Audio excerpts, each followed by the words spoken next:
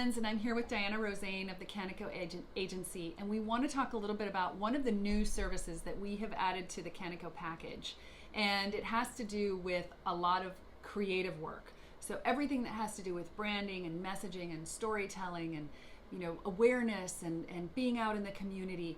And so I wanted to tap into Diana's expertise because I believe she is an expert in this area. She's our creative director. We love her. She's teaching us so much. Oh. So give us, from your perspective, what are the things that you think people would benefit from?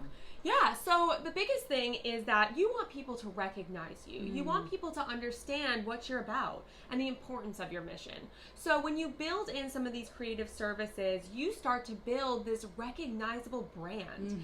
Your brand is who you are. So from your colors to your styles to your fonts to your images, everything represents who you are and what your mission is. So, for example, we've been working with some amazing clients here, and I am blown away every single day at the stories that you share with me.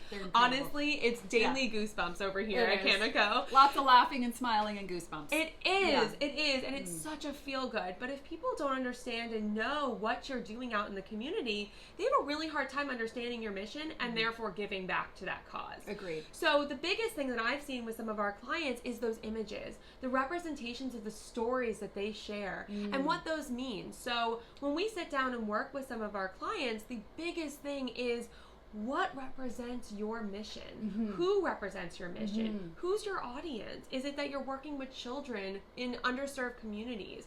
Or maybe you're working with the homeless or animals?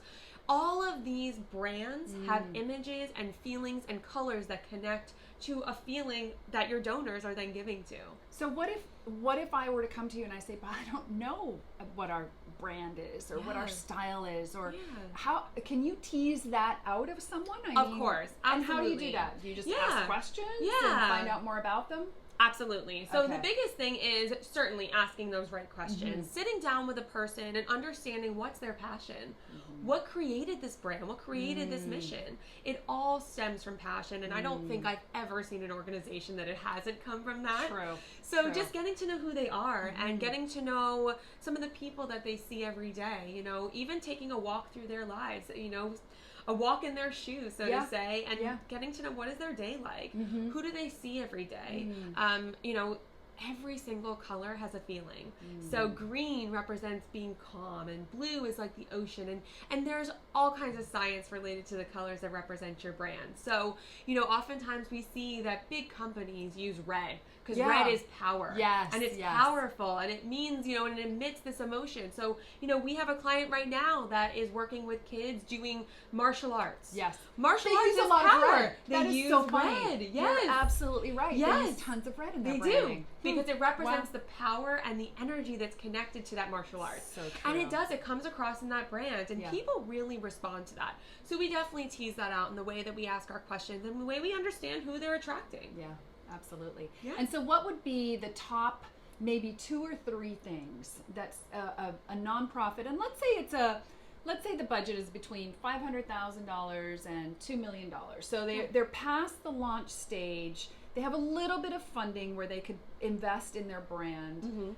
They're not huge, but they need that traction, and they need to raise awareness, and they're looking to cultivate potential donors. What are the 2 or 3 things that you would say are most important at this point? So I would say as you grow into your next stage and your next place of development, especially if you're, maybe you're starting out, or if you're not starting out and you have that budget and you're moving forward and you're trying to create a new attraction to your donors, the biggest thing that you can do is making constant announcements about what you have going on. So I've seen organizations that come from really not a lot, honestly. They have maybe a $500,000 budget. It's a great example. So it's a solid budget, but they're looking to grow, and they don't know how to find those new donors or even maintain the donors they have. Yes. That's the biggest thing we have. So what does a donor want to know? They want to know, what are you doing? Yeah.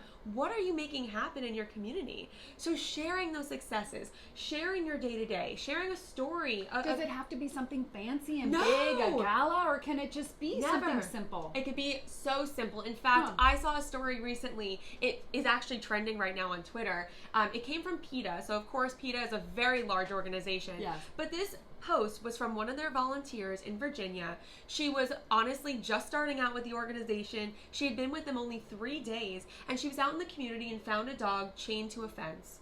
And this dog was crying out for help, and so she decided to turn on her phone and take a quick clip. And you would never guess that, by the way, PETA didn't even post this to her site, she did. And she tagged them, of course, as a volunteer, and it is now viral with millions of views. So you just don't know what's going to attract the community. And that 20-second clip of a dog in need and a volunteer there, just seeing it in her community, it spans, gosh, states, countries, it spans the whole world. And what a beautiful way to summarize the work that they do. It's not about them in their office working away. It's about something so simple, which just summarizes. What are you making happen? Yeah. Yes, exactly. The other thing I would say, and connected to that, is probably my second big thing, is having a folder of images. So when you're out in your community, maybe you have a lighter day, you're not as busy, you're like wondering, okay, what can I do today to just really work on our future?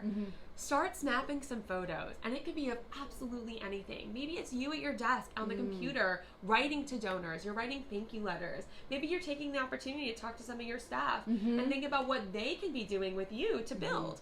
Maybe you're a one-person shop and you're working on your next big launch goal, and you're working on, where do we go from here? That work, that next step, is what people want to see. That's how they connect to you. So true. So, we always talk about donors in our relationships.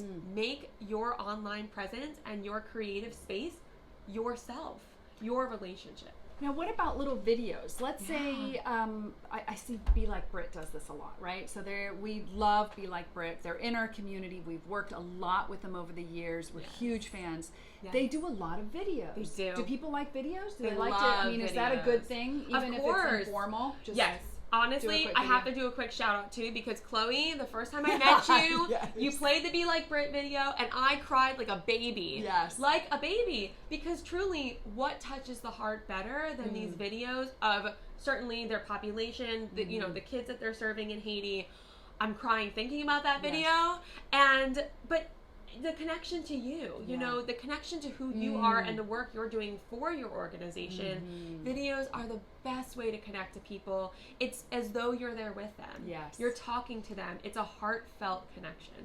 And so what platforms platforms should we be using at this point? So I've got some photos, I've got some videos. Right. I think I have an idea now of how I want to be raising some awareness. I'm a small shop, maybe not ready to hire someone. Right. Where should I be? Yeah, so that's something that we will shape with you when we do that creative exploration.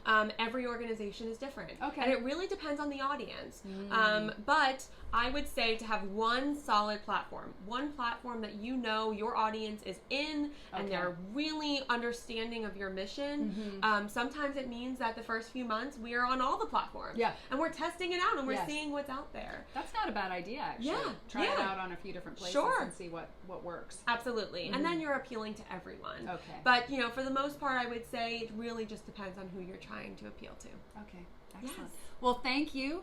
Thank you, Ms. Rosayn, for your amazing expertise today. She's our Chief Creative Director here at the Kannico Agency, and we're so happy to have her help and her guidance with us as an organization, and then also with our clients. So thank you for joining us. Please don't hesitate to reach out. You can always call us for any information or check out our website. Thank you.